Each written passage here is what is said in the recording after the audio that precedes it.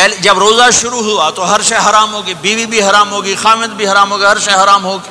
ایک دو واقعات اس طرح اوپر نیچے آئے کہ میرے رب نے سارا نظام بدل۔ ایک اور بدو آ گیا، یا رسول اللہ میں تو مارا گیا۔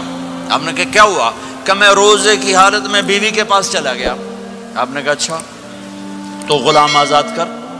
کہ میں غریب بندہ کہاں سے غلام آزاد کروں؟ آپ نے کہا تو پھر 60 مسکینوں کو روٹی کھلا۔ کہنے لگا میں آپ مسکین ہوں، میں کتوں روٹی کھواؤں؟ آپ نے کہا اچھا پھر 60 روزے رکھ۔ کہنے لگا ایک روزے آئے کم کیتا 60 روزے کتوں؟ ایک روزے میں یہ چاند چڑھایا، 60 روزوں میں کیا کروں گا؟ تو آپ بڑا ہنسے۔ آپ نے کہا اچھا بیٹھ جا۔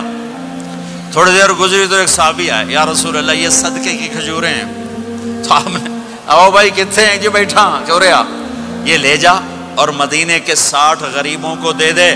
وہ کہنے لگا یا رسول اللہ اللہ کی قسم مدینے میں مجھ سے بڑا غریب کوئی نہیں، تسی انج کرو میرا جرمانہ مینوں ہی حلال کرو۔ تو آپ اتنا ہنسے کہ یہ دانت نظر آنے، یہ داڑے نظر آئے، اتنا ہنسے یہاں تک آخری دانت نظر آنے لگے۔ آپ نے کہا اچھا بھائی تیرا جرمانہ تینوں ہی حلال کیتا، پر اور کسی واسطے نہیں، صرف تیرے واسطے۔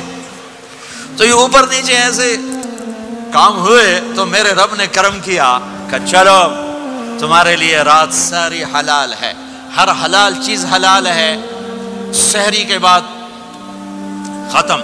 فامشي التراب